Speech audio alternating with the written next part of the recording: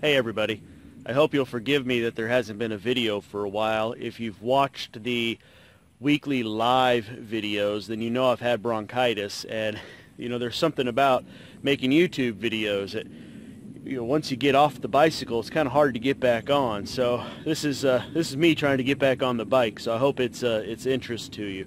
I thought I would show you what's still holding on, what's still growing, because I haven't still had a chance to put in winter crops, and that's going to come back to bite me real soon. So of interest, I thought, was this entire row of peas and beans of various varieties, and you can see that I nicked that. You see, I came through here with the tractor and disked up a whole bunch of weeds that had started growing, and I nicked my fence I was using as a trellis. But anyway, I had a whole bunch of things growing on here, everything from Kentucky Wonder Beans to just a whole bunch of different stuff, for specifically to have dried beans. Well, there's one plant that's still growing, this one that is still lush and green and is actually still flowering, and this is actually the Christmas bean, and I'll put a link down below in the description so you can see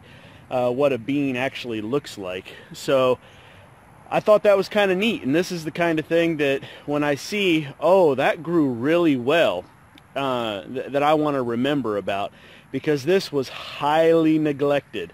I had a lot of problems with my irrigation this year, and this still grew. So something that I will be remembering in the future. So let me show you what else is still alive-ish. Tomato hornworms. Well, were they tomato or tobacco hornworms? I don't remember. But they did a number to this little section of tomatoes here. This was the slicing tomatoes. The little yellow pear tomatoes were down at the other end. And I've got this one sweet basil plant that's still growing.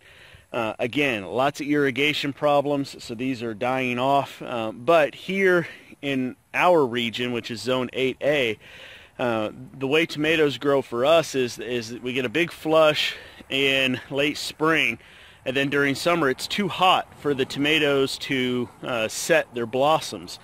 So they kind of go dormant over summer, and then in late fall, or as fall comes on, like right now, you can see they're starting to put on flowers again. So the hope is maybe you get a couple more tomatoes before the first frost. So that's kind of what's going on with them. They're holding on. They're bouncing back a little bit from the hornworm damage, and maybe we'll get a couple extra maters out of it. And it looks like these squash that we grew specifically for getting Jennifer some pumpkin-like seeds has died back. So it's going to be time to harvest these little curcubits, or not curcubits, these little squash, and bring them inside. And I don't know if the flesh is any palatable at all. They're specifically for the seeds that are inside. I believe it's like silver edge or something like that. It's supposed to make really huge seeds inside these little tiny squash. But boy, this is why I hate pigs. They got out. I had about a dozen of them out here, and now I'm down to like 3, maybe 4.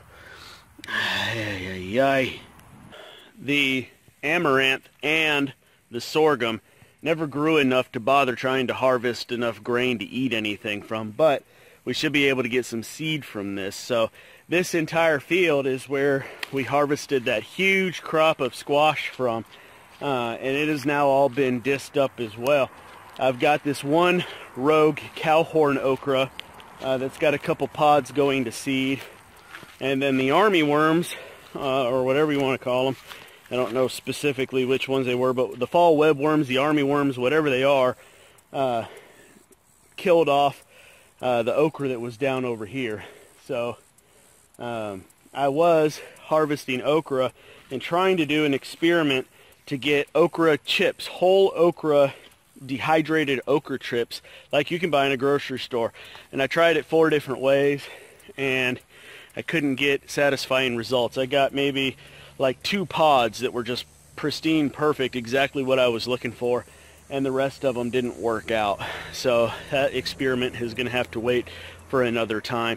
I did that at the late of the year, and I want to try it again next spring or next summer when I'm getting brand new, fresh, real tender pods growing on, and see if maybe that gives me some different results. But that's it. That's everything that's still growing, and what's happening around the homestead right now. So I apologize. I know that's not the best update in the world, but hope you understand. I just got to get back up on the bicycle and start working this again. So if y'all have any questions, leave them down below, and thank you for putting up with this delay between videos while I'm dealing with the sinuses and the chest and the mucus and the yucks. So if you're new here and you want to see what we do next, don't forget to hit that subscribe button up there in one of these corners. See, it's been so long I don't even remember which way to point, and we will see you next time.